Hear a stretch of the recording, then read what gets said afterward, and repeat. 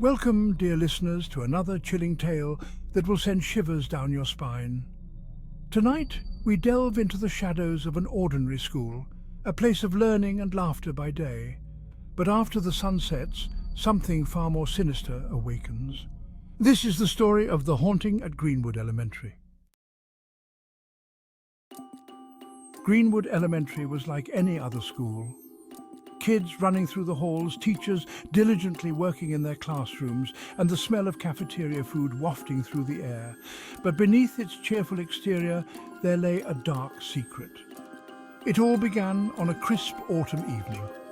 The leaves had just started to turn, and the days were growing shorter. Three friends, Emily, Jake and Sarah, had stayed late after school for a group project. They worked diligently in the library, the large clock on the wall ticking away the hours. As the sky outside turned from orange to purple, the librarian, Mrs. Henderson, reminded them it was time to leave.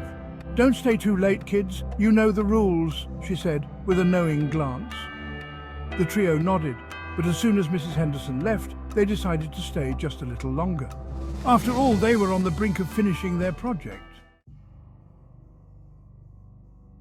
The clock struck 6 and the school fell silent. The friends were so engrossed in their work that they didn't notice the change at first. But then the lights flickered. Emily looked up, startled. "Did you see that?" she asked. Jake shrugged it off. "It's just an old building," he said, trying to sound confident. But then they heard it, a soft whispering, almost like the rustling of paper. But there was no wind. Sarah's eyes widened. "Do you hear that?" she whispered. The whispers grew louder, and the temperature in the library dropped. The friends huddled together, their breaths visible in the cold air. "Maybe we should leave," Emily suggested, her voice trembling.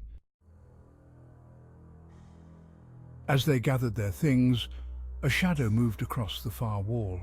It was quick, almost too quick to notice, but Sarah saw it.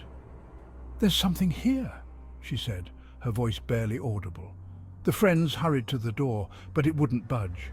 It was as if something, or someone, was holding it shut. Panic set in.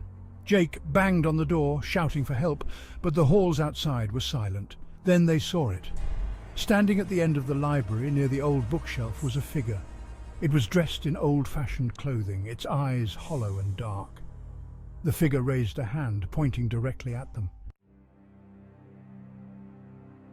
Terrified, they backed away, their hearts pounding. "What do you want?" Emily cried out. The figure didn't respond, but began to glide towards them. The whispers grew louder, now forming words that they couldn't understand. Just as the figure was about to reach them, the door burst open. Mrs. Henderson stood there, her face pale. "Run!" she screamed. The friends didn't hesitate. They sprinted out of the library, through the darkened halls, and out into the cool night air. They never spoke about what happened that night. The school dismissed it as the overactive imaginations of tired kids. But Emily, Jake and Sarah knew the truth. GreenWood Elementary was haunted, and something or someone was trapped within its walls, waiting for the next group of unsuspecting students to stay after hours. Thank you for joining us for tonight's story. Remember, the next time you're at school after hours, be careful. You never know what might be lurking in the shadows. Sweet dreams, if you can sleep.